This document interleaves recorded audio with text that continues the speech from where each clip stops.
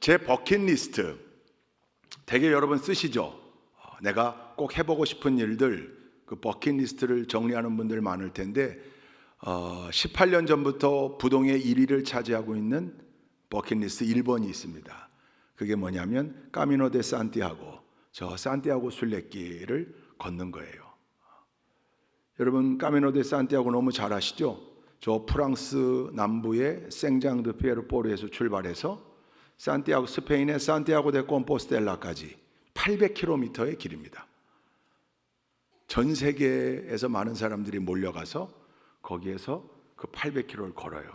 대개 40일 여정으로 걷습니다. 그러니까 하루에 20km씩 걷는 거죠. 하루에 20km씩. 그래서 40km를 걷고 나면 산티아고 콤포스텔라의 그 산티아고 순례길 사무국에서 완주 증서를 줍니다. 그 완주 증서의 완주 문장이 사람으로 되어 있는데 그 사람이 누구냐면 산티아고입니다. 스페인어로 산티아고고 우리가 잘 아는 야고보입니다. 야고보.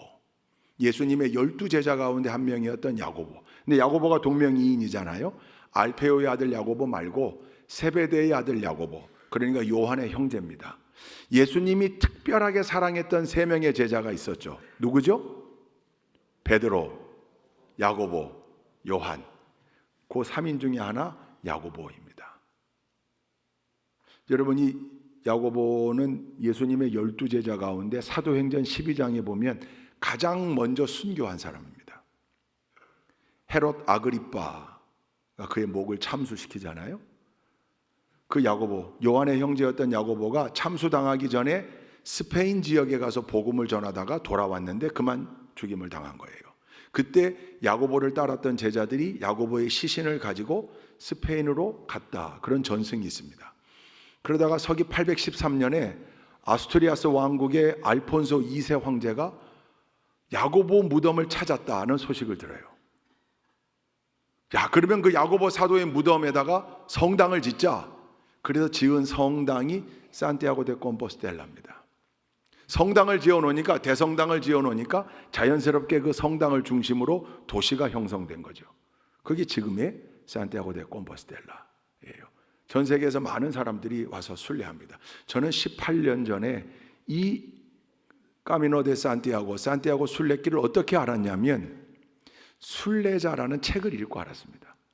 그 유명한 파울로 코엘료가 쓴 책입니다. 여러분 파울로 코엘료를 아시잖아요. 전 세계적인 베스트셀러를 쓴 사람인데 그 책이 바로 연금술사라는 책이에요. 그러니까 연금술사를 먼저 읽어본 사람들이 야, 이 책을 쓴 파울로 코엘료의 다른 작품은 없는가 찾아봤더니 그의 처녀작, 최초로 쓴 책이 순례자라는 책이거든요. 순례자라는 책이 어떻게 나왔냐면 이 파울로 코엘료는 원래 브라질 태생 리오데자네이로의 음악가였습니다. 작곡을 주로 했던 사람인데 여러분이 음악하는 사람들, 특히 작곡하는 사람들의 그 창작의 고통이 있죠. 그 굉장히 힘든 거예요. 때로는 절망하기도 하고. 그러면서 누군가가 추천해준 산티아고 순례길을 내가 한번 걸어봐야 되겠다 이런 생각을 하던 차에 1986년 어찌어찌해서 그 길을 떠납니다. 거기 갔을 때 준비되어 있던 그 가이드 안내자 페트루스하고 함께 산티아고 순례길을 걸으면서 자기를 성찰하고 돌아본 일들을 순례자에 썼어요. 저도 2006년도 겨울로 생각되는데 그 책을 제가 읽고 난 다음에 내가 꼭 이 길을 한번 순례해보리라 그런 생각에 버킷리스트 1번으로 그걸 써놓고 그때는 한국 사람들 대부분 몰랐어요. 캐톨릭 신자들은 좀 알더라고요. 신부들은 알고 거기가 그 캐톨릭 성지 중에 하나로 선정되어 있었기 때문에 거기를 걸었던 신부들도 있고 근데 우린 되게 몰랐는데 이제 TV에서 막 뭐 스페인 하숙 그런 프로그램 나오면서 최근에 갔다 온 후배 목사가 들려주는데 그 순례길에 라면 파는 집이 생겨나고 김밥 말아 판다니까 뭐 전 세계에 나가 있는 우리 한국 사람들. 근데 저랑 비슷한 케이스로 이 길을 다녀온 사람이 한 사람이 있습니다. 한국 최초의 여성으로서 최초로 시사주간지의 편집장을 지낸 시사저널이라고 하는 주간지 최초의 여성 편집장이었는데 이분이 고향이 제주도 서귀포예요. 서명숙 씨라고. 근데 이분이 시사저널 편집장하다가 해직당하고 이분도 파울로 코엘료의 순례자라는 책을 읽고 산티아고 순례길을 간 거예요. 거기서 약 40일 동안 걸으면서 들었던 생각 중에 하나, 내 고향 제주도에도 너무 예쁜 길이 많은데 내가 여기까지 와서 걷지 말고 제주도의 길 만들면 어떨까? 그리고 돌아와서 만든 길이 올레길입니다. 이 서명숙 씨가 지금 사단법인 제주 올레길의 이사장이잖아요. 처음으로 2007년 9월 달에 1코스를 완성하고 계속 연결해서 아마 27코스까지 있고 뭐 계속 1-1 뭐 무슨 코스 만들어 길을 만들어내는 거죠. 사실은 있었던 길을 연결하는 거죠. 사실 길이라고 하는 단어는 우리 믿음의 사람들하고도 굉장히 밀접한 관계가 있는 단어잖아요. 우리는 길을 아는 사람들 아닙니까? 모르세요? 다시 한번 물어볼게요. 도를 아십니까? 그 도가 진리도이기도 하지만 길도 짜잖아요. 우리는 길을 알고 있는 사람들이에요. 어느 길입니까? 구원의 길, 생명의 길, 영생의 길. 할렐루야.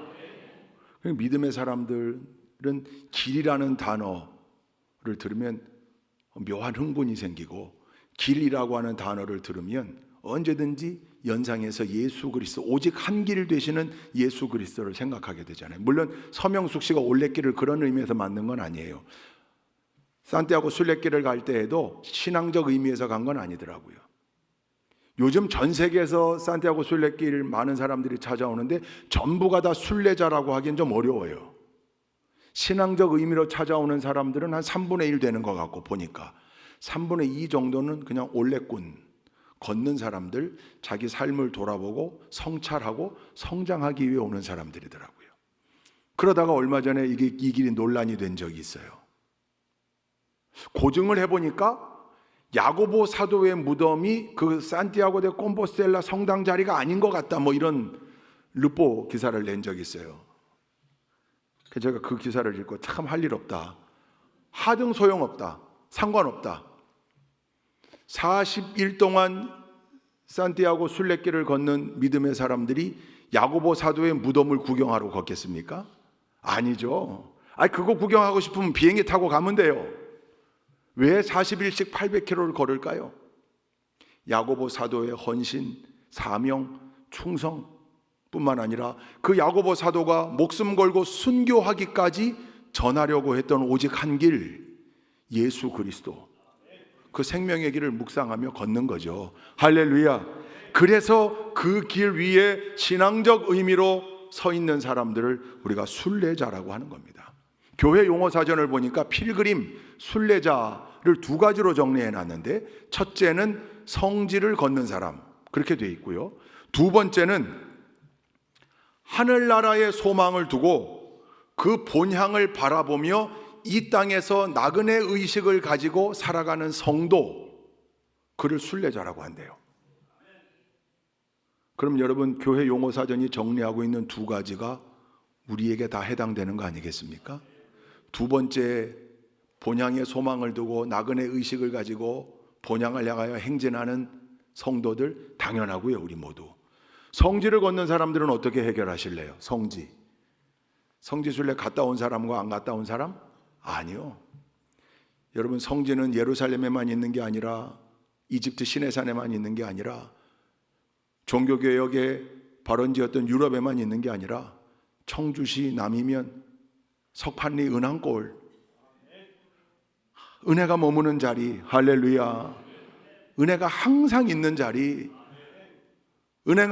하나님의 은혜가 항아리처럼 담겨있는 이 자리에서 하나님을 기쁘시게 하고 하나님의 이름을 높이고 하나님께 예배하고 하나님 주신 은혜와 새 힘을 가지고 삶의 자리, 사명의 자리로 다시 나아가서 그 은혜를 나누어주는 우리 성도들의 발걸음이 닿는 그 모든 땅을 성지로 만들면 되는 거죠. 할렐루야. 그런 의미에서 우리 모두가 다 순례자들입니다. 동의하시면 아멘. 아멘. 오늘 그래서 제가 제주 가서 올레길도 일부지만 걸어보고, 제주를 가서 우리 교직원들과 함께 하면서 올레길, 산티아고 데 콤포스텔라, 순례, 그러다가 오늘 이 말씀을 묵상하면서 오늘 말씀의 제목을 순례자의 삶 이렇게 잡았는데, 성경이 우리에게 가르치고 있는 우리네 인생은 어떠한가? 인생관. 우리네 인생관. 믿음의 사람들의 인생을 바라보는 관점. 여러분 어떻습니까? 그런 의미에서 우리 스스로를 고백할 때 어떤 정체성을 가지고 고백해야 되는가? 우리 믿음의 사람들에게는 수많은 아이덴티티, 정체성이 있거든요. 그 중에 꼭 빼놓을 수 없는 핵심적인 키워드 하나가 바로 성경에 나오는 나그네라는 단어입니다. 여러분 이 땅에서 우리가 나그네로 삽니다. 동의하시면 아멘. 영원히 살 사람 있습니까? 여기 혹시? 영원히 이 땅에서 살려고 마음먹은 사람 있습니까? 그분은 큰일 날 사람입니다. 그렇지 않아요. 성경은 우리에게 명확하게 이걸 가르쳐주고 있어요. 그래서 제가 장례 예배를 드릴 때마다 늘 드리는 말씀인데, 어머니 뱃속에서의 10개월 태아의 삶은 이 땅에서의 100년을 준비하는 삶이고, 이 땅에서의 100년의 삶은 천국 본향에서의 영원한 삶을 준비하는 삶이다. 할렐루야. 그 말은 우리 모두가 다 유한하고 영원하지 않다는 거죠. 이 땅에서는 영원하지 않아요. 그러나 천국에서는 영원한 삶이 우리에게 주어져 있다는 겁니다. 그걸 성경은 나그네로 표현했는데, 근데 이게 순례자라고 하는 단어와 나그네라고 하는 단어 사이에 묘한 어감의 차이가 있죠. 그죠? 순례자는 좀 고상해 보이고 거룩해 보이기도 하고 굉장히 목적을 생각할 때 합당한 단어인데, 나그네는 잘못 쓰이면 조금 어지러워질 수도 있어요. 왜냐하면 오늘도 걷는다마는 정처 없는 이 발길, 그 나그네를 노래한 건데, 근데 우리 순례자들은 정처 없이 걷는 건 아니거든요. 갈 바를 몰라 헤매는 나그네들이 아니거든요. 분명하게 하늘 본향을 향해 걷는 사람들이거든요. 할렐루야. 창세기 47장에 보니까 야곱이 이집트 왕 바로 앞에 서서 자기를 소개할 때 이렇게 소개하는 장면이 나와요. 한번 읽어볼까요? 창세기 47장 9절입니다. 개역개정으로 먼저 읽어보겠습니다. 시작. 야곱이 바로에게 아뢰되 내 나그네 길의 세월이 130년이니이다. 내 나이가 얼마 못되니 우리 조상의 나그네 길의 연조에 미치지 못하나 험악한 세월을 보내었나이다 하고. 이제 우리가 그동안 전통적으로 읽었던 개역개정에 이렇게 되어 있는, 이걸 세번역엔 이렇게 써 있더라고요. 세번역도 한번 읽어볼까요? 시작. 야곱이 바로에게 대답하였다. 이 세상을 떠나다 횟수가 100년하고도 30년입니다. 저희 조상들이 세상을 떠돌던 횟수에 비하면 제가 누린 횟수는 얼마 되지 않지만 험악한 세월을 보냈습니다. 이제 세번역이 이 단어 어휘에 맞는 뜻으로 이렇게 번역을 새로 하다 보니까 사실 어감과 느낌상 조금 헷갈리기도 하고 입에 안 붙는 그런 부분들이 우리가 지금까지 여러 번 경험했죠. 그래도 이해하기에는 훨씬 더 세번역이 편하긴 한데, 분명한 건 오늘 우리가 읽은 본문 말씀하고도 연결돼요. 명확하게 자기의 정체성을 나그네로 고백했다는 거죠. 나그네로. 오늘 우리가 읽은 13절 말씀, 본문 13절입니다. 함께 읽습니다. 시작. 이 사람들은 모두 믿음을 따라 살다가 죽었습니다.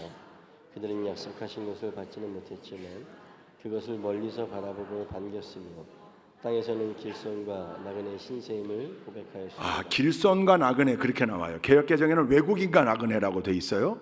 그리고 여기에 나오는 13절에 이 사람들은 그랬는데, 이 사람들이 누구냐면 1절부터 12절까지 나오는, 여러분 히브리서 11장에 별명이 있죠. 믿음장이잖아요. 믿음장. 믿음으로 아벨은, 믿음으로 노아는, 믿음으로 에녹은, 믿음으로 아브라함, 뭐 계속 나오잖아요. 그 믿음의 영웅들을 쭉 기록하고 있는 부분이에요.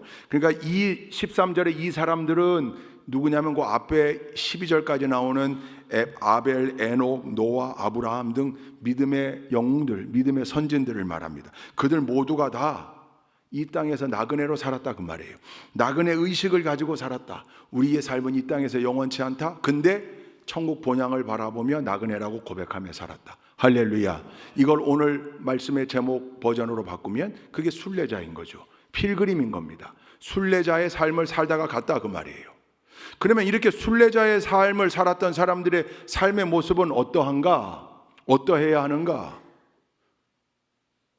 오늘 그 말씀 나누려고 하는 겁니다. 우리 모두가 다 순례자라고 하는 것에 다 아멘 하셨잖아요. 아멘. 우리가 나그네 맞습니까? 순례자 맞습니까? 이 땅에서 순례하고 있는 나그네 의식을 가지고 이 땅에서 하늘 본향을 향하여 걸어가고 있는 순례자라면 반드시 이런 삶의 모습에 나와야 한다는 거죠. 입술로는 순례자라고 고백하는데 삶의 모습에선 이런 모습이 없다 그러면 이건 뭔가 something wrong, 어딘가 잘못된 거예요. 거짓 고백을 했든지 잘못된 삶을 살고 있든지. 여러분, 순례자의 삶, 나는 순례자로서 살고 있다라고 하는 그 고백 속에, 그 고백에는 어떤 모습이 나타나야 하는가? 첫 번째는요, 절대로 순례자는 소유에 집착하지 않는다. 소유에. 여러분, 길을 걷는 사람이 등에 지고 있는 배낭, 백팩의 무게가 무거우면 좋을까요? 가벼우면 좋을까요? 가벼워야죠. 가벼워야죠. 여러분, 저 까미노 데 산티아고 순례길을 떠나면서 혹시 배낭에다가 자기 집 문서, 땅 문서 뭐 이런 거 넣어 갖고 다니는 사람 봤습니까? 요즘 순례를 다녀온 사람들이 책을 많이 냈어요. 또 각종 블로그나 카페에 그걸 아주 일기식으로, 진짜 피곤할 텐데 그날 찍었던 사진들을 다 올려가면서, 그래서 그거 보면 벌써 갔다 온 것 같아, 기분상. 근데 그들이 전부 공통적으로 하는 얘기가 있습니다. 뭘까요? 짐을 줄이는 거예요. 짐을 줄이는 거.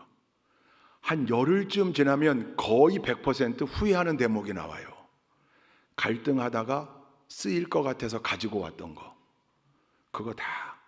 순례자들의 숙소를 알베르게라고 합니다. 그 800km 여정마다 수없이 많은 알베르게들이 있어요.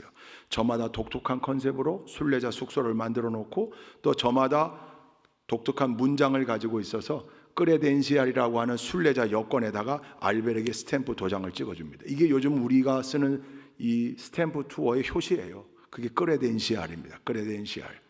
그 알베르게 숙소마다 일정한 공간이 있는데, 그 공간이 뭐냐면 놓고 갈 물건들 여기다 놓고 가십시오. 필요 없는 물건들, 누구든지 필요한 사람들 가져갈 수 있게. 그러니까 순례길을 떠날 때는 이것도 필요할 것 같고 저것도 필요할 것 같고, 그래서 자꾸 채우거든요. 저도 사실 여행 갈 때 웬만하면 가지고 가는 스타일이에요. 쓰일 것 같으면 가지고 가자. 근데 뭐 차로 여행하니까 트렁크에 실어 놓으면 뭐 지가 알아서, 필요하면 쓰고 안 필요하면 가져오면 되고. 근데 이거는 걸어야 되거든요. 내 배낭으로 걸어야 되거든요. 그럼에도 불구하고 거기에 혹시나 쓰일까 해서 가지고 왔던 상당수를 내려놓는 거예요. 자꾸 내려놓는 거예요. 자꾸 내려놓고 걷는 거예요.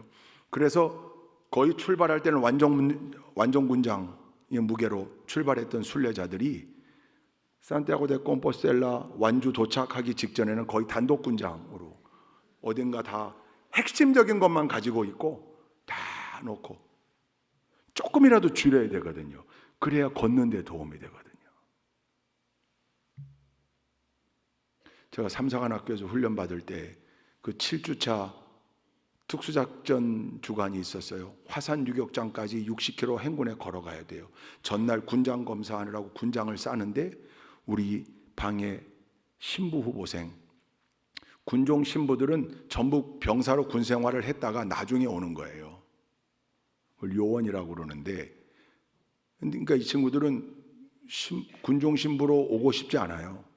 근데 와야 되니까 각 교구마다 주로 제비를 뽑아서 와요. 얼마나 낙심해서 왔겠어요. 그러니까 그 제비 뽑아서 군종 신부로 오게 된 친구에게 동기들이 돈을 모아서 차를 한 대씩 사주더라고요. 대개 자기들을 대신해서 군대 오니까. 이 친구들은 이제 병사로 군 생활을 해봤으니까 우리보다는 좀 능하죠. 그 신부 후보생이 팁을 주더라고요. 그 군장 뒤 앞에다가 딱 꽂는데 반합이 있거든요. 반합. 우리 남자분들도 아시죠? 그 왜 캠핑할 때 이렇게 걸어가지고 라면도 끓여 먹고 하는 그 양은으로 되어 있는 반합. 그 반합 뚜껑을 열면 안에 속뚜껑이 하나 더 나와요. 위가 반찬통으로 쓰이는, 그걸 뭐 반합 따까리라고 그러잖아요. 예. 반합 전체도 무게가 얼마 안 해요. 양은이라, 양은. 근데 그 뚜껑 열고 안에 속뚜껑은 하나 해봐야 그게 무게가 얼마 하겠어요. 한 500원짜리 동전 2개 할래나? 근데 그거 빼놓으라는 거예요. 바깥에서는 그게 모양이 안 보이니까 그걸 빼서 매트리스 밑에다가 다. 왜 그럴까요? 무게가 몇 그램도 안 하는데 그래도 그게 도움된다고. 그랬더니 우리가 그렇겠다고 그거 빼가지고 다 60km 걷는데 우리 동기생 하나가 낙오했어요. 나중에 화산에 도착해가지고 그 비밀을 알았어요. 자기는 못 들었대 그걸. 내가 이것 때문에 낙오했다. 내가 그 반합 중간 속뚜껑 왜 나한테는 안 알려줘서 이거를 가지고 내가 이것 때문에 낙오한 거다. 500원짜리 동전 2개. 심리적 무게일 수 있겠죠. 줄여야 되는 거예요, 무게를. 군대에서 행군할 때보다 산티아고 순례길 걷는 순례자들이 더 절절하게 느끼는 거예요. 혹시 입을까 해서 가지고 왔던 옷도 놓고 가고, 혹시나 가지고 손톱깎이 그거 하나 가져오면 되지, 또 미용 세트라고 가져온 거 비싼 건데 눈물을 먹은 거 그거 놓고 가고, 알베르게마다 다 있는데. 그러니까 점점 짐 싸는 노하우들이 더 올라오는 거죠. 하여튼 핵심은 줄이는 거예요. 줄이는 거.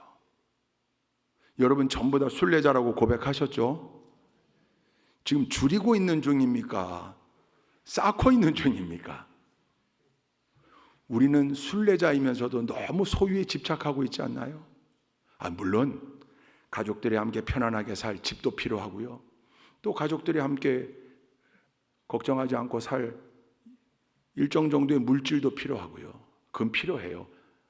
순례자라고 다 세상 떠난 사람처럼 살라는 얘기가 아닌 거죠. 필요한 게 있어요. 그런데 필요 이상으로 자꾸 쌓아두기만 하는 사람, 더 가지려고 하고 더 가지려고 하고 쓸 줄은 모르고 자꾸 흘려보내야 되는데 흘려보낼 줄은 모르고 나눌 줄은 모르고 자꾸 그 쌓아두는 것 자체의 희열을 느끼는 사람, 불행한 사람들입니다. 옆에서 보면 보여요. 아니 이제 살아온 날보다 앞으로 살 날이 훨씬 더 적은데 그냥 쌓아놓기만 하는, 왜 그럴까요? 바보 같은 일이죠. 순례자의 입장에서 보면 어리석은 일이에요. 자꾸 흘려보내야죠. 자꾸 써야죠. 개인이든 가정이든 교회든요, 자꾸 뭘 쌓아놓으려고만 하면 건강해지지 못해요. 순례의 삶이 힘들어져요. 자꾸 흘려보내고 더 쓰고 더 후원하고 지원하고, 그러면 또 하나님이 희한하게 다시 채워주셔서 더 크게 흘려보내게 되고 더 크게 나누게 되고, 할렐루야. 그러니까 순례자는 절대로 소유에 집착해서는 안 됩니다. 소유에 집착하는 사람은 순례자의 자격이 없어요. 그 순례길은 성공적인 순례길이 되지 못해요. 발병 날 거예요. 반드시 발병 나요. 그러니 여러분, 가지고 있는 물건, 가지고 있는 소유들 가운데 하나님 나라 확장을 위해 쓸 일이 있다면 쓰시고, 헌신해야 될 일이 있다면 헌신하시고, 이웃을 위해 나눠야 될 일이 있다면 나누시고, 그게 순례자예요. 어리석게 자꾸 채워가지고 낑낑대면서, 그러면서 힘들다 힘들 수밖에 없죠. 그 무거운 걸 짊어지고 있으니. 순례자의 삶은 절대로 소유에 집착하지 않는 사람들입니다. 이 땅에서 영원히 살 것처럼 사는 사람은 순례자가 될 자격이 없습니다. 어리석은 자들입니다.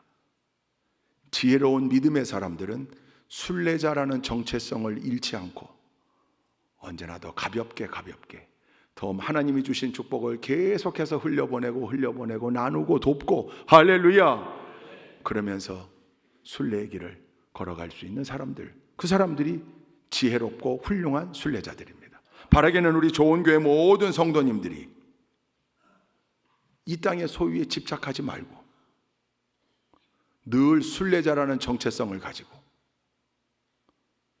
이 지구 전체가 하나의 거대한 집이고 우리는 세입자라잖아요. 주인이 하나님이래요. 언제까지 사느냐? 전세 계약 기간만큼 살다가 간대요. 그 얘기했더니 또 누군가, 그럼 보증금은 누가 돌려받나요? 또 그러더라고요. 보증금은 누가, 자녀들이 돌려받겠죠. 누군가가 그렇게 표현해 놨어요. 하나님이 집주인, 지구라는 집의 주인, 우리는 전세 세입자. 근데 사실 전세라는 계약은 우리나라에만 있는 독특한 거거든요. 대개 월세 또는 연세, 그렇잖아요. 그 계약 기간만큼만 살다 가는 거예요. 하나님 주인이에요. 그러니 이 땅에 집착할 이유가 없어요. 소유에. 지혜로운 믿음을 가지고 온전한 순례자의 삶을 살아가는 우리 좋은 교회 모든 동역자들이 다 되시기를 주님의 이름으로 축원드립니다. 두 번째는, 순례자는 목적지인 본향을 바라보며 사는 사람이에요. 정처 없이 떠도는 나그네가 아니에요. 나그네는 나그네인데 목적지가 있어요. 그게 본향이에요. 언제나 거기를 향하여. 그래서 오늘 본문 말씀에 14절부터 이렇게 나와요. 한번 읽어볼까요? 오늘 본문 말씀 14절부터 16절 상반절까지 읽어보겠습니다. 시작. 이런 말을 하는 사람들은 자기네가 고향을 찾고 있다는 것을 나타내는 것입니다. 그들이 만일 떠나온 곳을 생각하고 있었더라면 돌아올 기회가 있었을 것입니다. 그러나 사실은 그들은 더 좋은 곳을 동경하고 있었던 것입니다. 그것은 곧 하늘의 고향입니다. 이런 말, 어떤 말? 나는 나그네요, 나는 외국인이요, 나는 길손입니다. 이렇게 고백했던 믿음의 선진들은 두 개의 고향을 가지고 있었다. 옛날 개역개정으로 보면 나온 바 본향, 떠나온 본향, 그리고 더 나은 본향 이렇게 표현해놨어요. 그러니까 쉽게 말하면 우리의 고향이 두 개인데 하나는 우리가 태어난 육신의 고향이고 하나는 천국 본향. 하나님께서 우리에게 생명 주신 거니까 또 우리가 돌아가야 할 곳이니까. 할렐루야. 그러니 이 14절, 15절, 16절의 말씀은 하나님이 우리에게 주신 하늘 본향을 바라보며 걸어야 하는 사람들이다. 우리가 그 본향을 잊어버리면 안 된다, 그거예요. 이 땅에서 영원하지 않습니다. 근데 우리는 그 본향을 바라보며 거기에 소망을 두고 가는 사람들입니다. 여러분, 믿음의 사람들이 미래지향적일 수밖에 없는 이유가 여기 있습니다. 물론 믿음의 사람들에게 과거가 중요합니다. 왜 중요합니까? 내 삶 가운데 역사하시고 함께 하신 하나님의 은혜를 기억하는 차원에서 과거가 중요합니다. 현재도 중요합니다. 왜? 그 함께 하신 하나님의 은혜를 기억하며 최선을 다하여 사명을 감당해야 하는 현재가 중요합니다. 그런데 훨씬 더 중요한 건 미래입니다. 믿음의 사람들은 언제나 과거와 현재에 멈춰 있지 않고 미래를 향한 소망을 가지고 사는 사람들이거든요. 기도 제목이 있다는 건 기대가 있다는 겁니다. 하나님이 어떻게 역사하실까? 하나님이 어떻게 허락하실까? 하나님이 이 꼬인 실타래 같은 문제를 어떻게 해결해 주실까? 하나님이 내 앞에 놓여 있는 이 장애물을 어떻게 제거하여 주실까? 하나님이 나를 어떻게 치유하여 주실까? 하나님이 나를 어떻게 회복시키실까? 할렐루야! 그런 기대를 가지고 사는 사람들이거든요. 그러니 미래지향적일 수밖에 없어요. 그리고 그 미래의 정점에는 하늘 본향이 있습니다. 내가 영원히 살 영생복락을 누릴 저 천국. 할렐루야. 그러니 그 천국 본향을 바라보며 살아야 하는 겁니다. 그게 순례자예요. 그래서 이 순례자 의식을 가지고 하늘 본향을 바라보며 사는 사람들은요, 삶의 자세와 의식이 달라요. 쉽게 예를 들면 제가 미국에서 공부하면서 이민교회를 섬길 때 이민교회 성도님들이 딱 반으로 보이더라고요. 한 반은, 한 무리는 이민 와서 거기에 정착한 교포들, 나머지 반은 상사 주재원으로 온 사람들, 교환교수로 온 사람들, 유학생으로 온 사람들, 임시 거처인 사람들이에요. 이 사람들은 다시 한국으로 돌아가야 될 사람들. 그게 딱 나누어져요. 뭐 모든 게 그렇지는 않지만 구별되게 보여요. 그 가운데 뭐냐면, 물론 뭐 이민 온 사람들도 성공해서 뿌리내리고 부자인 사람들도 있죠. 그런데 이상하게 외국 땅에서 살아가고 있는 그 교포들보다 임시로 와서 사는 사람들이 훨씬 여유 있어요. 정서적으로. 근데 돈은 유학생들이 더 없어요. 지질이 궁상도 많고, 지난번 얘기했잖아요. 25분 걸어가가지고 프렌치 프라이 감자만. 그 흑인 알바생이 맨날 물어봐. 진짜? 감자만? 감자만. 저거 좀 안 물어봤으면 좋겠는데. 음료 안 해? 음료? 안 한다고. 음료. 감자만. 유학생들이 돈이 없으니까. 그런데도 심리적으로 정서적으로 여유가 있는 건 무엇 때문일까요? 돌아갈 본향이 있는 거예요. 돌아갈 한국, 돌아갈 고향이 있는 거예요. 그러니까 지금 하고 있는 이 고생은 전부 추억인 거예요. 전부 추억. 우리도 미국 가서 처음 집에 뭐 침대 사기까지 바닥에 그냥 이불 깔고 자고 웅크려 자고 뭐 그래도 그게 무슨 뭐 한스럽거나 뭐 전혀 없죠. 이게 다 추억이고, 우린 돌아갈 본향, 고향이 있으니까 모든 게 추억이었어요. 근데 거기 와서 뿌리를 내리고 사는 사람들에겐 그 땅이 치열한 삶의 생존을 위한 경쟁의 현장이니까 그냥 바둥바둥 살면서 똑같아요. 천국을 본향으로 둔 사람들은 본향을 바라볼 때마다 현재 우리가 이 땅에서 걸어가고 있는 그 걸음걸음이 좀 힘들다 할지라도 까짓 거 괜찮아. 영원하지 않으니까 이 고생이, 이 고난은 영원하지 않으니까 하나님께서 함께 해주시기도 하고 이겨낼 힘도 주실 뿐만 아니라 우리가 돌아갈 본향이 있다. 천국 고향. 할렐루야.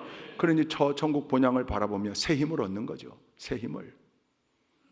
순례자들은 언제든지 그 본향을 바라보는 사람들입니다. 그 본향을 향하여 행진해 가는 겁니다. 걸어가는 그 과정 중에 어려운 일들을 만나기도 하지만 그러나 그 본향에 도착할 그때를 기다리며 가는 거예요. 그게 순례자들이에요. 그러니 천국 본향이 우리에게 주어졌다는 것 그 자체가 우리에게 위대한 축복인 줄로 믿습니다. 본향을 바라보며 걸어가는 사람들, 정처 없이 걷는 사람들 말고, 갈 바를 알지 못하고 헤매는 사람들 말고, 그래서 우리는 자신 있는 구원의 길 위에 서 있다고 말하는 겁니다.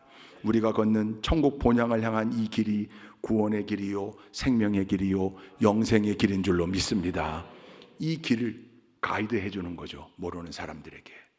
훌륭한 순례자는 천국 본향을 바라보며 그 길에 나침반이 되어 알지 못하는 사람들도 가이드해 줄 수 있는 축복의 사람들. 우리 좋은교회 성도님들 모두가 다 그 훌륭한 순례자의 삶을 살아가실 수 있기를 주님의 이름으로 축원드립니다. 마지막 세 번째로 그 순례자들을 하나님께서 그냥 내버려 두지 아니하시고 축복하신다.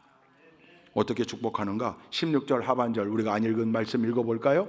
16절 하반절 시작. 그래서 하나님께서는 그들의 하나님이라고 불리는 것을 부끄러워하지 않으시고 그들을 위하여 한 도시를 마련해 주셨습니다. 그렇게 순례자 의식을 가지고 하늘 본향을 향하여 걸어가는 순례자들을 하나님께서는 자랑스러워 하신다. 그리고 그들의 하나님이라고 불리기를 원하신다.